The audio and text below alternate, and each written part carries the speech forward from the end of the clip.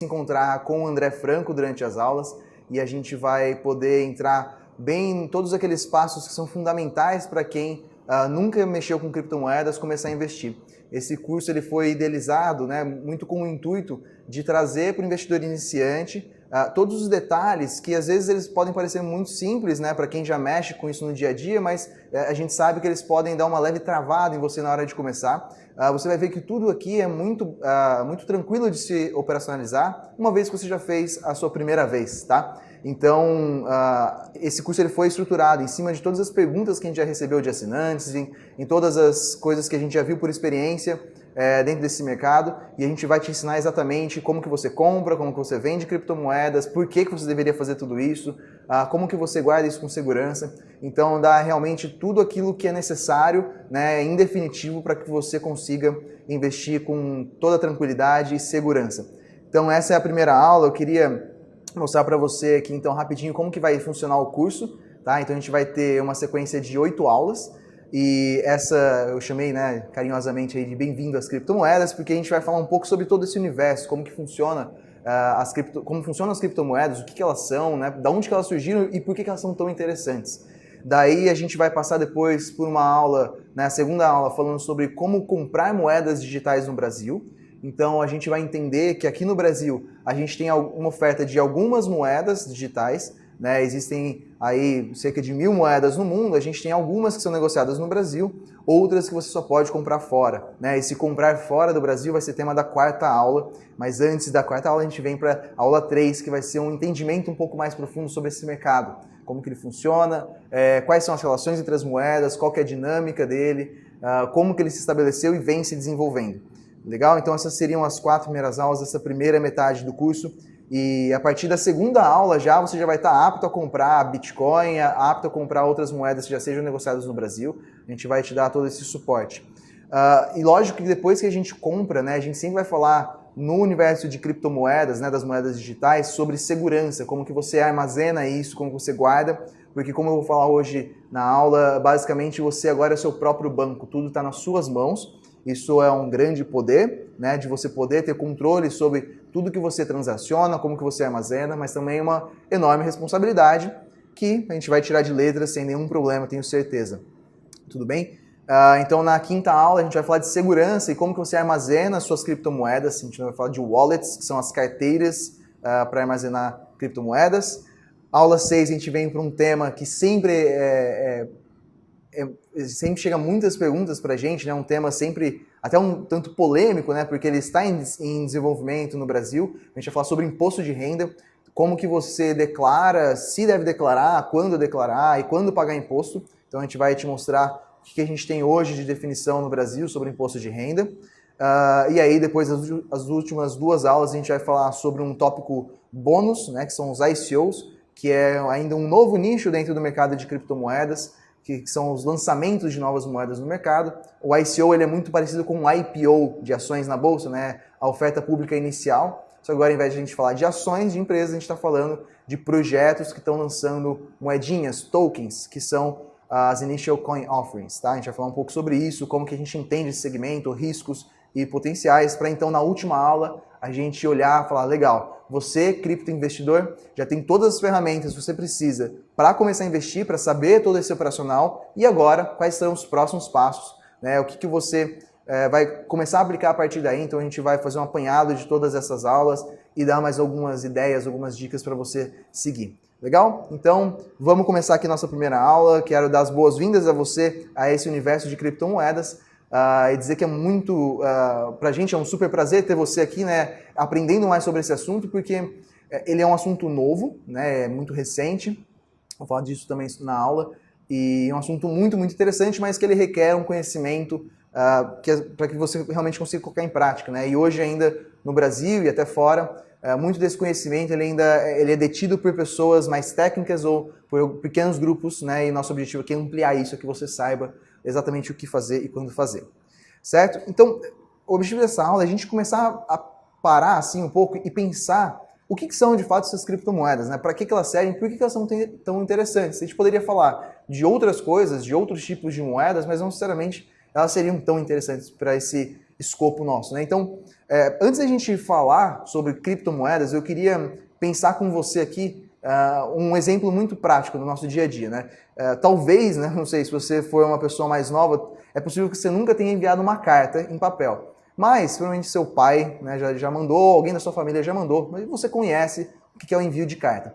Então, vamos imaginar, não muitos anos atrás, sei lá, 10, 20 anos atrás, quando a gente queria mandar uma carta para alguém, porque a gente precisava mandar uma mensagem, né? Então, vamos imaginar, vamos supor, década de 80, que a internet não era tão democratizada para as pessoas, a pessoa lá, o João, né, que está aí do lado esquerdo, ela tinha que mandar uma mensagem para Maria, que está aí do lado direito.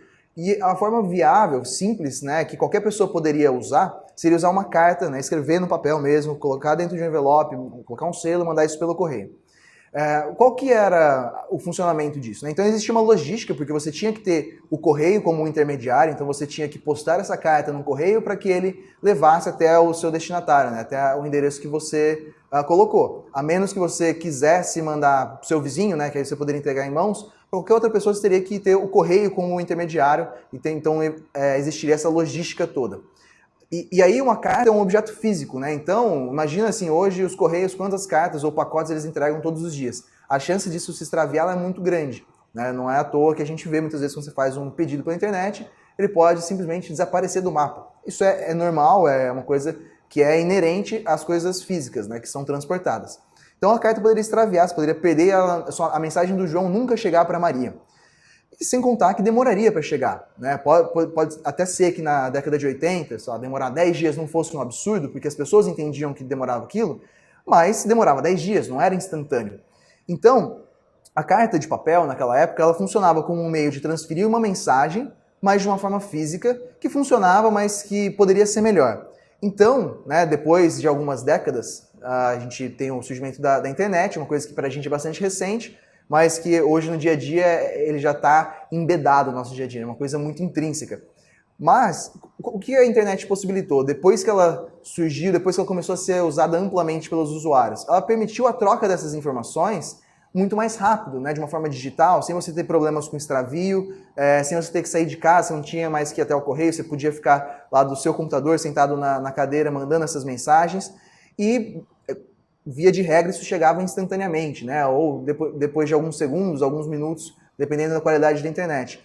Mas a internet, ela surgiu com esse propósito de facilitar essa comunicação. E até no início dela, ela não era tudo isso, ela era usada para outros fins. Ela nasceu para ser usada para fins militares, isso primeiro foi usado de uma forma mais restrita, e até que depois de alguns anos isso se democratizou e qualquer pessoa hoje basicamente pode ter acesso à internet, seja em casa, seja dentro de uma lan house, né? Não sei nem se existem ainda lan houses, mas de um ambiente lá que você pode alugar um computador. Mas basicamente hoje a internet está presente no nosso dia a dia. E ela veio, então, para solucionar vários problemas de comunicação. Então, ela veio facilitar e aproximar essas pessoas. Tá, legal, Vinícius. O que isso tem a ver com criptomoedas, né, ou com dinheiro? Então, agora vamos pensar a mesma coisa para o lado do dinheiro. Então, por que as criptomoedas, ou o Bitcoin especificamente, que eu vou falar aqui, por ser a moeda mais representativa, o que isso tem a ver com esse lance de carta, internet? Bom, imagina então agora que você quisesse, né, ou que o João quisesse fazer para Maria um pagamento, tá? Ele precisava pagar R$50. E ele tinha uma nota de R$50, tudo bem, né? Então ele poderia chegar até a Maria e lá entregar essa nota de R$50. Simples, né? Mas o que poderia acontecer no meio do caminho? Bom, isso é um pedaço de papel. Se as pessoas estivessem longe, em outra cidade, precisaria ter um deslocamento, ou sei lá, precisaria de uma tecnologia para levar esses R$50 até lá. Mas vamos supor que seja uma coisa do dia a dia, né? O João vai até a loja da Maria e paga com R$50. Qual que é o problema aí? É um dinheiro de papel, ele pode rasgar, ele pode ser perdido, pode ser roubado, né? E pode até não ser verdadeiro, ele poderia ser falso. Mas é uma forma que resolve. Agora, e se o João e a Maria, né, esses dois personagens aqui, eles estivessem separados por uma grande distância? O que ia acontecer? Eles precisariam de uma forma simples de transferir o dinheiro de um lado para o outro. E aí como que a gente faz? Não dá mais para ser necessariamente com papel, né? Você não vai colocar isso dentro de uma carta e mandar no correio. Então, já começa a perceber um pouco a ligação, né? Como que a gente faria para transferir esse dinheiro de um lugar para o outro? Bom, ao longo dos anos foi se desenvolvendo formas digitais de transferir dinheiro e hoje uma das que a gente mais usa é a TED, isso pensando no Brasil, né? Então, se o João quiser, o João está em São Paulo, a Maria está em Brasília, né, e o João quer mandar esses R$ 50 para Maria, ele pode fazer uma TED, que é uma transferência eletrônica, que conecta lá os bancos, eles podem mandar de um lugar para o outro. Então, essa TED ela é como se fosse a internet agora, enquanto o dinheiro físico é como se fosse aquela carta de papel. A TED solucionou uma série de problemas, ou facilitou a nossa vida de uma certa maneira, porque possibilitou que a gente estivesse agora mais próximos para mandar dinheiro um para o outro, de uma forma eletrônica, de uma forma rápida, praticamente instantânea. Legal. Só que qual que é o pulo do gato aqui, né? Qual que é o problema? A TED, né, ou a transferência eletrônica, ela ainda é ligada a um banco, né, que você precisa de uma conta num banco, você precisa de um órgão centralizador, como é dinheiro, né, em reais, isso tem o Banco Central no meio para regular como que essa moeda ela é emitida, como que ela é utilizada. E, além de tudo, você paga taxas para essa TED. Né? Então, dependendo da conta corrente que você tem, você pode pagar, pode até ser isento, mas normalmente você vai pagar 10, 15 reais para fazer essa TED, principalmente se for para outros bancos. Legal. Então, e onde que o Bitcoin entra nisso, ou as criptomoedas? Vou trazer primeiro o exemplo do Bitcoin, porque ele é o mais representativo, né, das criptomoedas e foi o primeiro que surgiu com essa proposta. Né? Então, o Bitcoin ele surgiu como uma forma de melhorar ainda mais essa transação de dinheiro. Na verdade, lá pelos anos 80 já existiam tentativas de se criar moedas digitais, então moedas que solucionassem esse problema de transferência, que facilitassem. Só que essas moedas elas ainda eram ligadas a um órgão central, fosse um governo, fosse um banco, uma instituição, e por estarem ligadas a um órgão central, algum ataque, né, de hacker, algum ataque malicioso, ele poderia danificar essa transferência, poderia comprometer. Até porque a gente estava falando de algumas décadas atrás, em que a internet não era lá super desenvolvida ou totalmente segura. Depois de alguns anos, né, então cerca de 9 anos atrás, surgiu o Bitcoin, que foi um novo approach, né, uma nova forma de tentar resolver esse problema, e ele surgiu com um protocolo, que é basicamente um protocolo de como você transfere esse dinheiro de um lado para o outro. Na verdade, é mais amplo ainda, de como você transfere informações ou dados de um lado para o outro. Então, como se você tivesse agora a internet, que possibilitou a transferência de mensagens, sendo aplicada para um contexto em que a gente conseguia fazer transferência de dinheiro. Então, o Bitcoin, ele surgiu, ele foi... Em 2008, né, foi publicado aquele paper pelo Satoshi Nakamoto, sei que você já viu essa história em outros lugares também. Né, em 2009 começou a ser implementado e ele surgiu com essa proposta. Então vamos criar um protocolo que ele seja altamente seguro, seja fácil de usar e ele possibilite contato entre as pessoas, que você consiga transferir dinheiro. E o que era legal sobre o Bitcoin, e continua sendo, é que aquele ponto de centralização que poderia sofrer ataque de hackers, ataques maliciosos, ele deixou de existir. Né, o Bitcoin não depende de nenhum banco, ele é descentralizado, como a gente diz, né, eu vou explicar isso daqui a pouco, e além de tudo, ele tem taxas muito menores. Então aquelas taxas que você pagaria para TED, hoje você não teria uma taxa tão elevada como o Bitcoin se você não quiser, uma coisa muito mais fácil e acessível. Então o Bitcoin, eu falo bastante dele, a gente sempre vai usar ele como o maior exemplo, né, seja como moedas para você investir, seja até pelo exemplo didático aqui, porque ele foi o primeiro, é o mais antigo e é o mais representativo de todas as criptomoedas. Mas logo logo a gente entende o que todo esse mercado de criptomoedas tem a ver com o Bitcoin. Certo? Então, o Bitcoin surgiu com esse protocolo. Mas daí, por que a gente chama isso de criptomoedas? Por que a gente chama tudo de Bitcoin? Né? Até uma dúvida comum, assim, são Bitcoins diferentes? Na verdade, são criptomoedas diferentes. E de onde que vem esse cripto? Cripto vem de criptografia.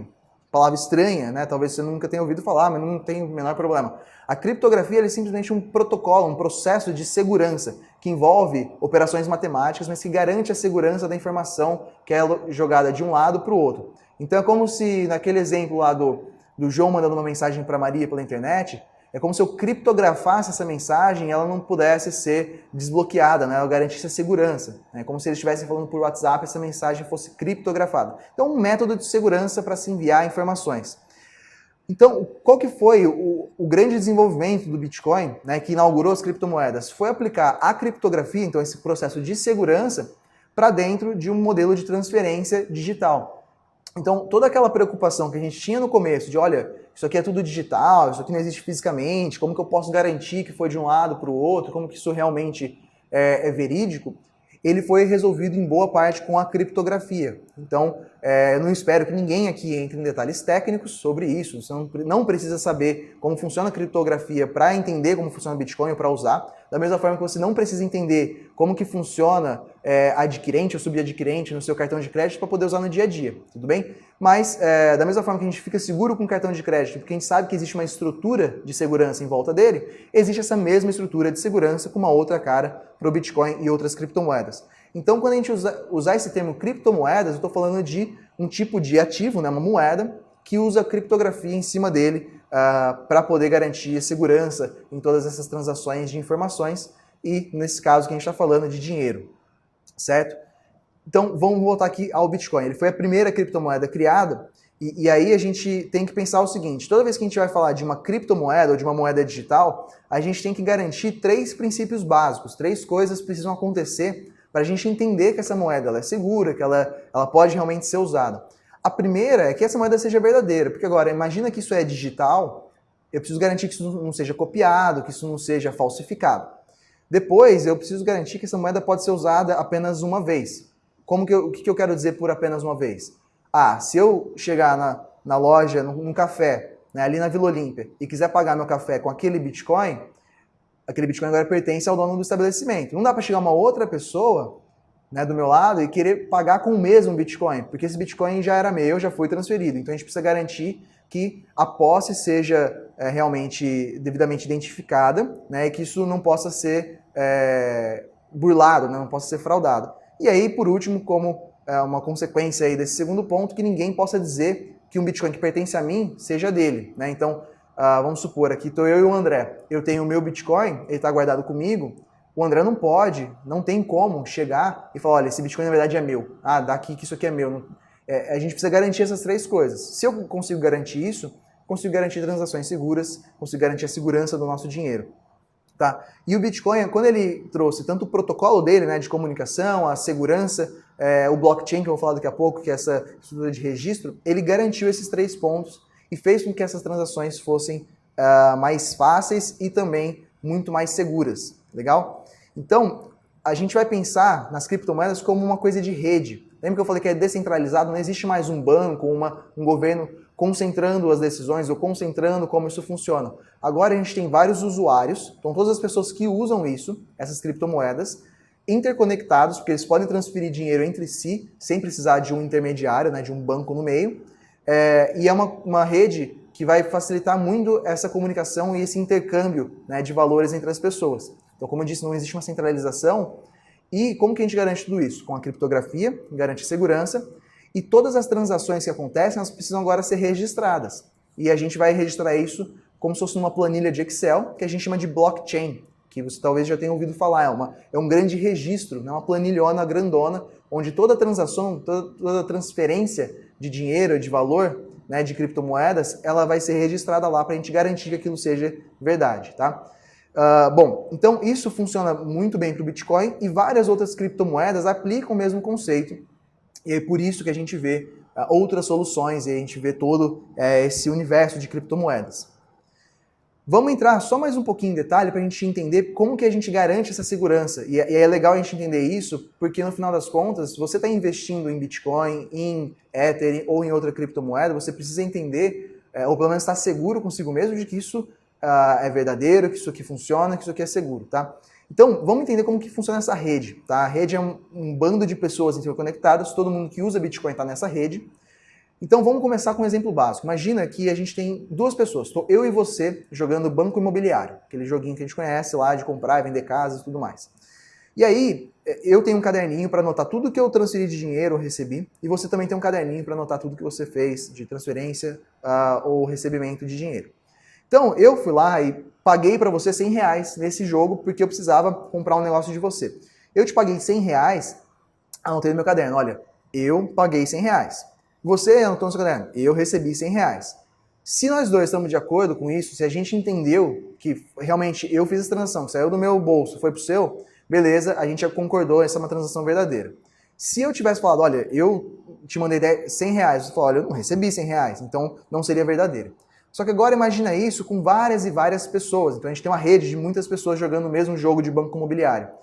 Se alguém tentar, agora se você tentar falar para mim, olha, eu te transferi R$100, ou pelo menos se eu disser, você me deu 100 reais, esses 100 reais são meus, mas todos os outros jogadores anotaram nos seus cadernos que isso aí não é verdade, que essa transação não ocorreu, então a gente tem que falar, olha, isso aqui não foi verdade, isso aqui não vale.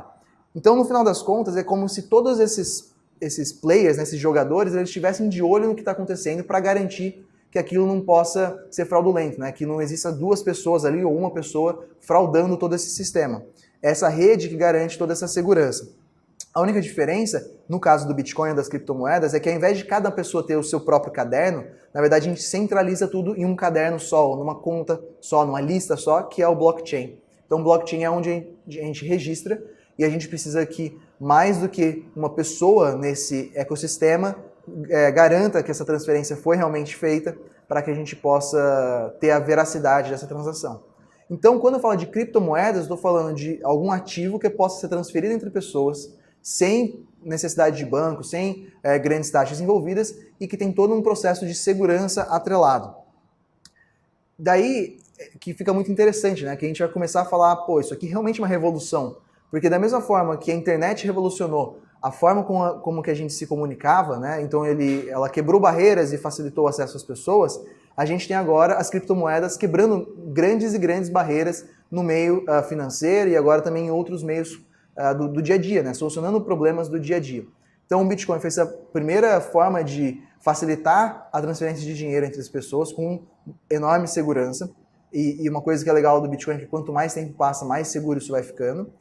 E aí, agora a gente tem novas e novas moedas, ou novas criptomoedas surgindo, seja para fazer meios de pagamento, seja para fazer outras coisas do dia a dia, mas com maior segurança. Então a gente gosta muito de comparar as moedas digitais com a internet, né? A gente fala até que o Bitcoin é a moeda da internet, ou a internet da moeda, isso se extrapola para outras criptomoedas, porque pensa que a internet ela surgiu para facilitar essa comunicação. Então, antes, se eu quisesse publicar um artigo, né, um texto jornalístico, sem internet, só o jornalista podia escrever lá no jornal dele. Depois, quando surgiu a internet, qualquer pessoa poderia criar um blog, né? Isso ficou muito mais amplo. As criptomoedas elas fazem exatamente a mesma coisa, né? Elas tiraram essa concentração de poder da mão de grandes peixes aí do mercado, das pessoas com muita grana, ou com muito conhecimento técnico, com muita infraestrutura, e agora isso deu muita liberdade para todas as pessoas. Então qualquer pessoa pode ter bitcoins, e aí você pode basicamente começar com qualquer valor. Então o grande lance disso tudo, como a gente trata de uma revolução, de uma inovação que está surgindo, existe muito potencial de valorização nisso, né? O Bitcoin ou outras criptomoedas, eles carregam um valor consigo, né? Valor em moedas, valor em reais ou valor em dólares, e tem muito potencial para isso deslanchar e conforme for mais e mais reconhecido por governos ou usado por pessoas, usado por instituições financeiras, mais e mais isso tende a se valorizar. Daí, a gente chegando aqui no nosso final, mas eu queria colocar uma distinção que você vai ouvir a gente falar algumas vezes, né? A gente vai falar às vezes de criptomoedas e algumas outras vezes de tokens. O que isso quer dizer? Vai ser mais uma nomenclatura que a gente vai usar em algumas aulas, também em alguns relatórios, mas basicamente estou falando de criptomoedas, né? Aquelas moedas digitais que eu consigo usar para transacionar valores ou para realizar algum tipo de operação. E tokens, eles são como fichinhas, como moedinhas que, na verdade, podem carregar consigo qualquer coisa, não precisa ser necessariamente um valor monetário, tá? Então, dentro do mercado de criptomoedas, a gente tem o que a gente chama de um processo de tokenização, como se a gente pegasse qualquer coisa que existe e pudesse transformar isso em várias moedinhas que detêm uma parte daquela coisa como um todo, tá? Então, é como se eu pegasse, por exemplo, esse computador que eu estou usando e dividisse ele em vários tokens, em 1000 tokens, e conseguisse vender esses tokens para as pessoas, cada um teria um pedacinho, né, do meu computador. Então a gente vai falar muito sobre isso que abre um novo e gigante mercado, porque a gente não se limita só ao meio financeiro, a gente usa isso para várias e várias aplicações do dia a dia. Então por isso que a gente fala de tantas criptomoedas, porque você tem aí basicamente soluções para diferentes coisas no seu dia, tá? Então a gente vai falar mais ainda sobre o mercado de criptomoedas nas outras aulas, mas o que a gente precisa gravar são ativos, né, moedas criptografadas que garantem essa segurança. Como eu acabei de falar, o lado financeiro disso é só uma das aplicações que o Bitcoin trouxe, que outras moedas vêm trazendo, mas existem outras. E como eu também acabei de comentar, né, assim como a internet democratizou o acesso para que qualquer pessoa pudesse se comunicar ou publicar alguma coisa, como mensagens, as criptomoedas elas também democratizaram esse acesso das pessoas a ativos financeiros, a transferências. Então, hoje eu posso mandar dinheiro para o Japão se eu quiser, em questão de minutos, sem precisar de um banco, sem pagar enormes taxas ou sem precisar fazer conversão de real para dólar, coisas do tipo, tá? Bom, para a gente encerrar aqui, a gente depois partir para a segunda aula. Então, no final, a gente está falando de moedas ou está falando de investimentos? Tá? Isso é uma coisa que a gente precisa parar para pensar e deixar claro. A gente pode falar, na verdade, dos dois. O Bitcoin, hoje, como ele pode ser aceito em estabelecimentos como um meio de pagamento, de uma certa forma ele funciona como uma moeda. Existem até outras criptomoedas que têm mais ainda esse viés de ser um meio de pagamento, como Dash, Monero, como outras moedas, Zcash, que tem surgido aí, e várias outras propostas com características específicas. Mas também a gente olha como investimento, porque vamos pensar que todas essas criptomoedas que surgem, se elas se propõem a resolver algo novo, alguma coisa do dia a dia com uma proposta nova, são como se fossem pequenas startups ou pequenas empresas que estão surgindo e a gente está investindo nessa capacidade das moedas de resolverem um problema, e se um dia elas realmente resolverem esse problema e passarem a ser mais e mais utilizadas, elas tendem a se valorizar. Assim como uma startup que vingar vai se valorizar muito, então a gente olha também isso como um investimento. E por olhar isso como investimento, já vou dizer isso logo na primeira aula, a gente tem que saber como que ele entra junto com todos os nossos investimentos do dia a dia, com tesouro, com ações e por aí vai. Então, a gente vai ter sim que pensar em criptomoedas como investimento de bastante risco e bastante potencial de retorno. Então, justamente por isso, a gente sempre vai pensar uma exposição pequena do seu dinheiro. Então, de toda a grana que você tiver, você vai colocar um percentual baixo. A gente geralmente fala de 1 a 5%, né? Se você nunca mexeu com isso, vai começando com 1%, né? Depois você pode ir aumentando, mas sempre coloque só uma grana que você esteja confortável em perder, porque por mais que a gente olhe todo o potencial de valorização, a gente precisa ser consciente com o investimento de que ele tem todos os seus riscos atrelados. Legal? Então, nas próximas aulas a gente vai falar mais sobre todo esse mercado e já na segunda aula a gente vai falar para você como que a gente compra Bitcoin ou outras moedas que são negociadas no Brasil. A gente vai te dar esse passo a passo. Você vai ver que é bastante simples, mas que requer agora uma corretora, né, um tipo de empresa que não é aquela corretora do dia a dia para comprar ações ou para comprar títulos do Tesouro. Te espero na próxima aula para a gente ver o passo a passo de abertura de conta e de compra e venda de moedas digitais no Brasil. Beleza? Espero que você esteja curtindo esse curso. E aí também a gente vai se encontrar bastante nas próximas aulas para tirar todas as dúvidas e trazer todos os conhecimentos que são necessários passo a passo. Obrigado por ter ficado aqui comigo essa primeira aula. A gente se vê nas próximas. Um abraço.